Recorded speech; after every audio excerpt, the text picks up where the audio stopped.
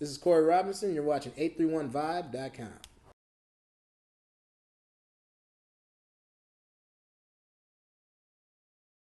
All right, happy to be here. This is my first time in Pasadena. I've been doing comedy a lot of different places, and growing up in Monterey, I look for this one thing everywhere I go to make sure I'm in a safe area. During the day, I look for it, and I found it here in Pasadena. I always look for white people jogging, and that lets me know everything's going to be A-okay.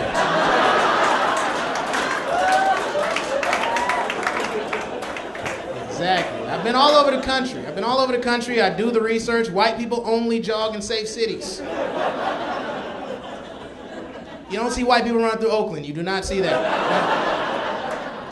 If you see white people run through Oakland, for the love of God, get your cell phone out, call the police. They need your help, all right? They had a car, now they don't, and it's a long run back to Berkeley. They're not going to make it. Welcome, my name is Wilfredo Prudencio with 831vibe.com. Today we have a great friend of mine from a long time ago and a local comedian, CORY Robinson. Welcome. Thank you for coming by and doing this interview with us, and hope you're doing good. We can, go ahead and introduce yourself. Hi, I'm CORY. I'm a comedian from Seaside, California. Thanks for having me. Nice to know that, I started at 11 years old, and 18 years later, I made it all the way back to where I started. Wonderful. All right.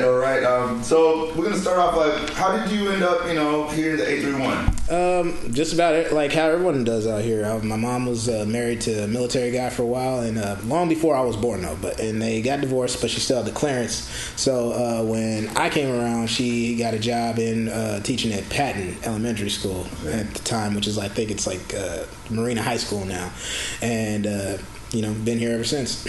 All right. So how was it living that? Did you live up the military brat life, as they say, or not necessarily? My friends were all military brats, so I kind of did by default, but not necessarily. Okay. Cool. And when did you decide, or when you wanted to be a professional comedian? Actually, it was in the 8th grade. One of the people that you've interviewed, Wild Bill, I used to call him Mike Lowry when we were in King Middle School, because he was just the coolest. All the girls liked him. He was a rapper. He was good at sports and everything. And I was the exact opposite. I was fat. I was awkward. I still haven't changed much. And he was like, "Dude, you're funny, man. You need to do something. You don't need to be all shy and everything. You need to show people that." So he bet me $20 when we were in 8th grade. I was 11, 12, something like that. Bet me $20. That's $1 million. So I was like, I'm going. He still hasn't paid me, by the way. Billy, I want my money. We'll get that money for you somehow. We'll call him out. That's cool. So since your young days, and how did you get started with besides that? How did you start being a comedian? Did you just say all of a sudden, yeah? There was a talent show over at Oldemeyer Center. I think it's still going, and I did that when I was 11, and they didn't have a category for me, so I won. And I went back the next year, and they had a category for everybody that didn't have a category, and I won that. And then I came back and did it again, and I won. I was like, you know what? I think I'm gonna keep up with this. This is pretty good. That's cool. So the easiest way is to enter a contest where they don't have a category. Exactly. I mean, that's how American politics has been working for years. Hey, so yeah, you gotta get yours. That's cool, man. Yep. And so what kind of obstacles did you come by, and how did you overcome them? Just about everyone. Well, not everyone, but everyone that tries to do something is gonna have someone tell you can't do it. And in the case of comedy, there's going to be haters from every angle. There's going to be people that didn't like what you had to say. There's going to be people that feel they can do comedy, so they just don't like it. There's people that do comedy and want to discourage you. So there's going to be a lot of doubt. And not to mention self-doubt. That's a huge one. Because, to be honest with you, a lot of comics get into this line of work because we're a little misunderstood. We're a little, weird. Not all of us, but a lot of us. And when you get to that point, it's kind of hard to, stick with it. And because being the oddball, it's kind of hard. You get down on yourself from time to time, and kind of hard. Kind of losing where I'm going with this, but So you kind of got did you stress out about it? Yes. And yes. kind of just thought like you couldn't do it? There's a lot of times where you're like, at first it's a lot of trial and error, basically. Like, you're gonna be there's a lot, you got to go to a lot of open mics, and to be honest with you, open mics are depressing. You know, there's like, good comics make you feel wonderful, bad comics make you want to shoot yourself, and that's not necessarily because they're bad comics or anything. It's just that like it's embarrassing. You're kind of living vicariously through them in the audience. Like, you see somebody up there bombing and they're still smiling about it, you're like, what's wrong with you? And like, it's just hard to, like, it's really uncomfortable. You just want to leave, you know? So the first time you saw, like, you know, an open mic, did that, like, you say, did you want to be like that? Did you want to do it again, or did you not want to come back? Open mics are like the boxing gym. You know what I mean? You go in there to get better, and it's not easy. You know, no matter what in the boxing gym, it's not about winning the fight. It's about getting better. So when you get in the open mic, you got to kind of keep in your head that this is about getting better, because it's not usually the best situation for comedy. It's usually in a bar. It usually doesn't have the best audio visuals. Sometimes you're just yelling over a crowd. There's never a stage. There's hardly ever lighting. And the majority of the people are either bar patrons who have their own thing going on, or comedians who are just waiting to get up. So they're not really paying attention to you. So the downside is, like, everything is against you in an open mic. But the upside is, if you get people to laugh in an open mic, you're funny. You know what I'm saying? That's like being Bruce Lee. You just beat up 5 people. You're good to go. You know? And so was there, like, with your family, did you practice? I mean, were they supportive of it? Like, did you get them, hey, you know, hear this out and see if it's funny? My dad, because it's family. My dad embarrasses me how much he pumps me up. Like, everywhere I go, it's like, hey, this is my son, Corey. He's a big comic. He gonna buy me a bouncing car one day. You know what I'm saying? Like, he's real. Like, he tells everybody, like, yeah, he opened for Mike Epps. He gonna be the next Dave Chappelle, you know? And he keeps it real. My mom's really supportive of me. She's more my rock when I'm feeling down, you know?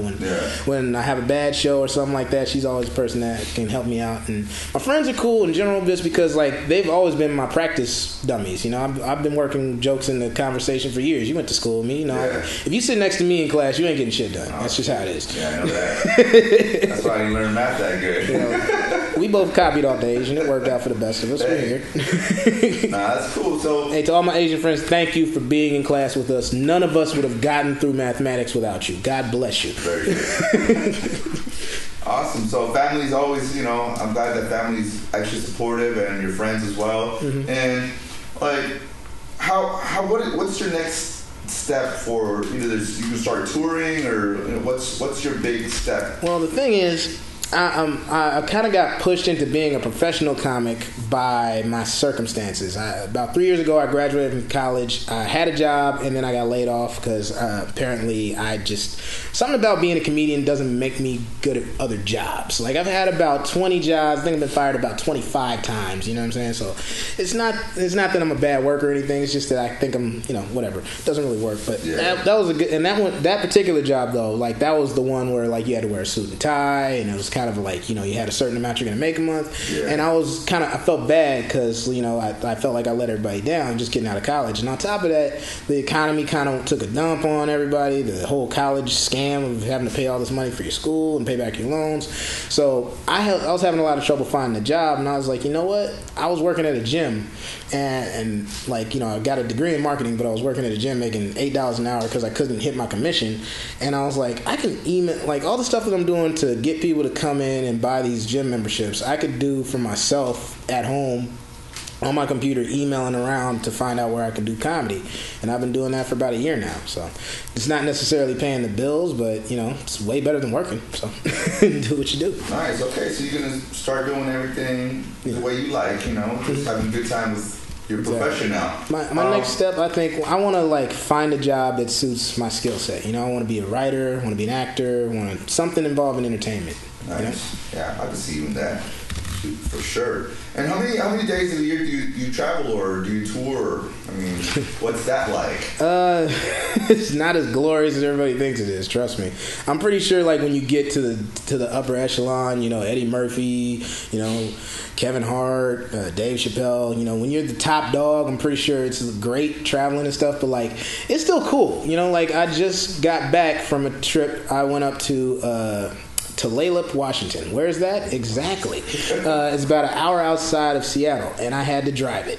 and it was tough. And we're here. That's about a 14-hour drive. Yes. So the thing is, with me, you get to learn a lot about yourself on the road. I had to, you get resourceful, you sleep at rest stops and whatnot, but, at the end of the day, it's worth it because, the job, there's nothing like that rush at the end of the day when you get to entertain people. And it's cool to just meet new people, be on the road, I've seen, most of the country. I'll tell you one thing, the whole West, like everything like Texas towards California, everything looks like Bakersfield when you're not by the water. Like everything from like Monterey's beautiful, San Francisco lovely, LA, Seattle, Las Vegas, Houston, all this stuff, but everything else looks like Bakersfield. So in a year, how many times do you travel, or how many times do you do this? As much as possible. I want to get to where 52 weeks out of the year, there's at least 3 days I'm off doing something. You know what I mean? And so you enjoy it? It's just a little hard on the driving sometimes? Yeah, it's kind of hard getting around, but that's like the only bad thing. There's people, like I worked in an office, and I've never understood how anyone could want to go on an office rampage until I've worked in an office. Yeah. And there's days when you're just sitting there and your boss is telling you something and you can't say nothing back. You just want to pick up that keyboard but... so I don't have to worry about that. I don't have a boss. I just have to worry about, shady bookers and highway patrolmen. That's about it. Cool. Tell us something like one of your worst moments on stage, or even off stage, if you want to tell us anything about that. Oh, I got a great one that's already locked in the memory. I did a show in Oakland I think it was 2 years ago. It was a corporate gig for... I don't even know if I can say this, so you can edit it out or whatever. I can't say the name of this particular chain of stores. I'm pretty sure they have enough money to sue me. Let's just call them Shlom Kipo. And, and it was for that particular store. And they had their own private Christmas party up in this building in downtown Oakland. And I got booked. They wanted me to be there early, because the show was going to start at 9:30. They wanted me to start right at 9:30. So I got there at 9:15, and they didn't put me on stage till like 10:45. Because apparently the caterers hadn't got there until like 5 minutes before I had. And it was the most stereotypical black situation I've ever been in my life, right? It's a corporate gig in Oakland. I get there, they tell me to be on time, we start late. Like all the worst black stereotypes. I get there, and then there's like 400 people. 150 people are in line to get their food. What they're serving is like just your typical stuff you see at like a black family reunion, the good stuff. Collard greens, fried chicken, mashed potatoes, all the knockoff soda and Kool-Aid and stuff. And everybody's in line or eating. And then they decide to put me up right in the middle of that. Not when everybody's paying attention. Right in the middle of everyone standing in line talking or sitting down talking and eating. And this lady who introduced me in curlers, cocktail dress, and flip-flops says, "Okay, y'all, we got a comedian today. Give it up for CORY." That was it. My spotlight wasn't even as bright as the ones we got here. I swear it was just like somebody had one bulb. I was standing on the stage / DJ booth. Couldn't have been more than this much space. I literally fell and caught myself 3 times. First 3 jokes bomb. Some dude starts heckling me. It's in my contract I can't heckle back. I heckled him back anyway. We're going back and forth. I stop, and then all of a sudden some dude from the crowd, I never even saw him coming. I'm looking to my left. He came from my right. He's like, "All right, y'all, give it up for this guy. All right, turn the DJ back on." Whoa! Just fucking put the piney on you. I got paid half my money. I was staying at my buddy's house in Oakland. It was up on the west side. And I get home, and he's a comic. He had a show in Alameda that night. He's like, "Man, I just had the worst show in Alameda. This is terrible." And then I told him about my situation. He's like, "You went?" Damn. Well, Fredo, no joke, I hated black people for 2 weeks after that gig. That's the worst, right? I didn't want to look at my dad. I was pissed off. Hey. All right, since, we got that out of the way. Tell us something about one of your best. One of the best nights I ever had in comedy was the night I accidentally opened for Mike Epps. It was out here in Salinas at the Fox Theater. I had just come down because I had heard about it a week earlier.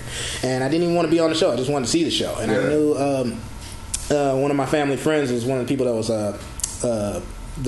putting on the show that night. So I got in, like, I had a connection to get in for free, and a bunch of people from Seaside that knowing I do a comedy was like, "Oh man, you gonna be open tonight?" I'm like, "Man, I'm just here to see a show." But literally, there was like 50 people that went up to this guy, was like, "You gotta put Corey on," and they put me up, and I crushed it. And nice. and then I went went backstage, and this DJ, who shall remain nameless, from a popular radio station out here, went out and thought he was a comedian and failed for about 7 minutes. And while he was failing, I started to smell marijuana. And as the smell got stronger, skipping towards me, I saw Day from Friday.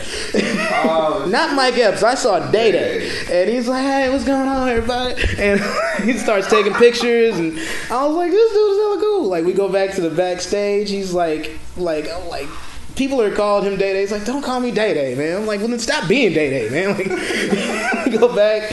Like, I thought he was just like I thought he just had the one joint. I don't know why. Like, there was bags and bags and bags of vacuum sealed, from the store, from the cannabis club stuff, and like I'm sitting in the green room, aptly named, and I, like, through the smoke, I didn't even know that Mike went on stage. I was like, "Mike's on."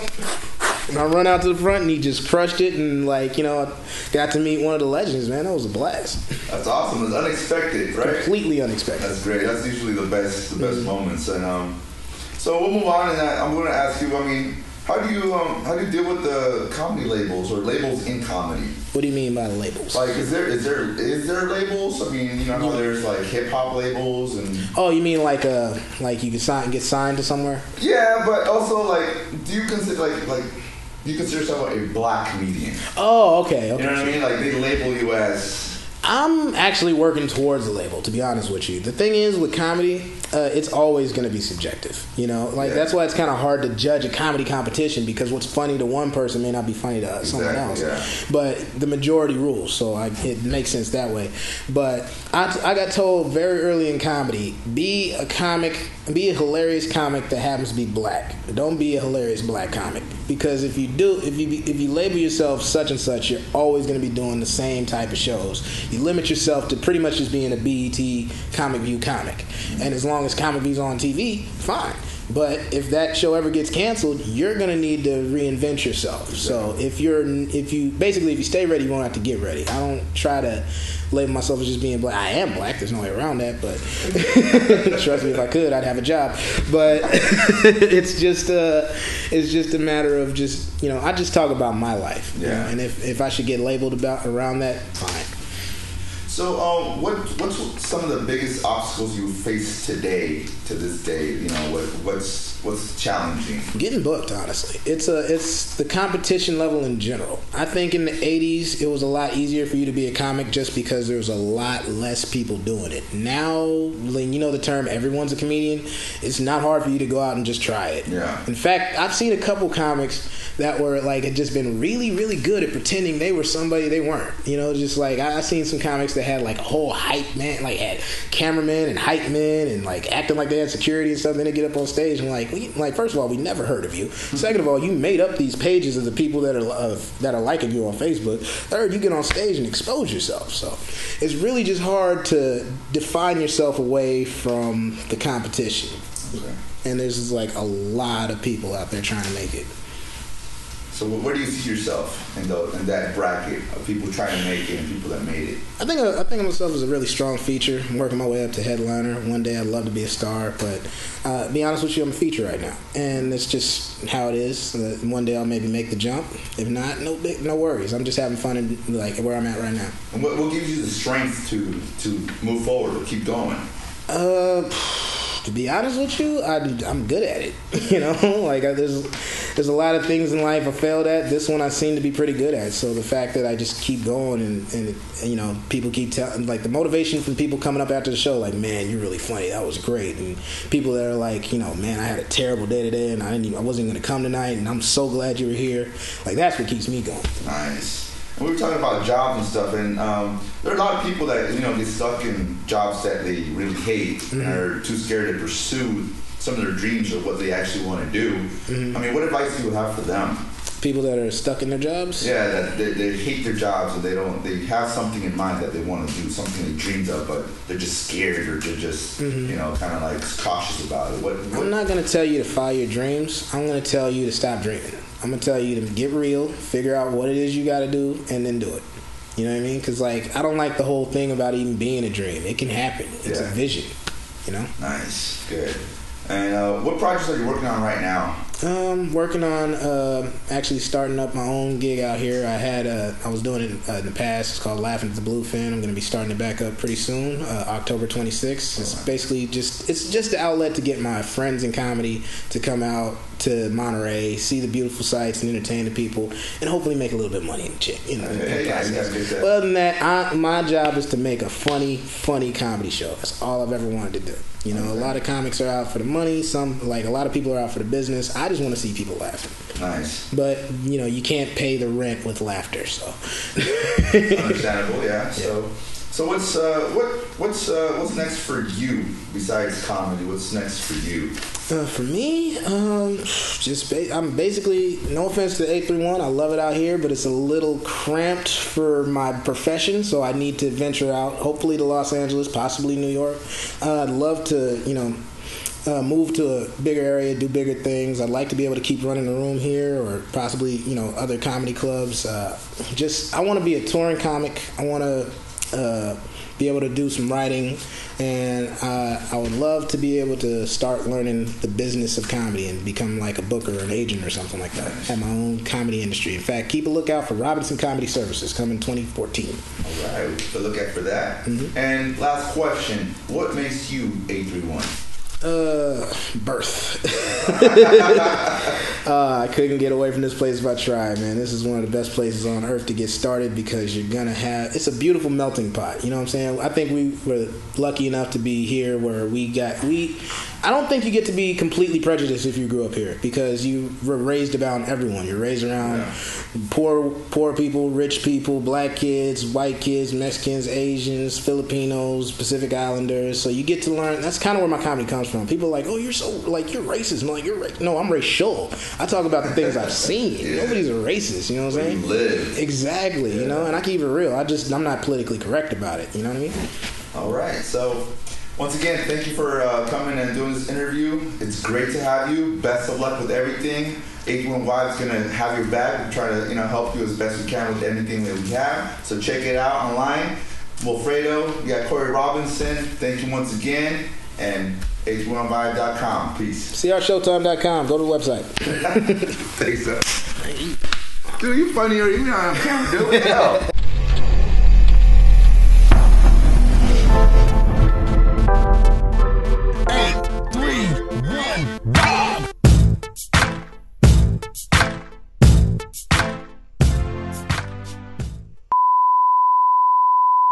All right, this is Wilfredo Prudencio. You're watching A3Y. Yeah, I messed that up. I tried to be cool. Cut.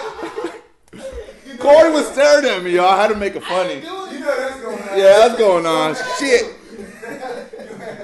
There, just read that. Oh, shit.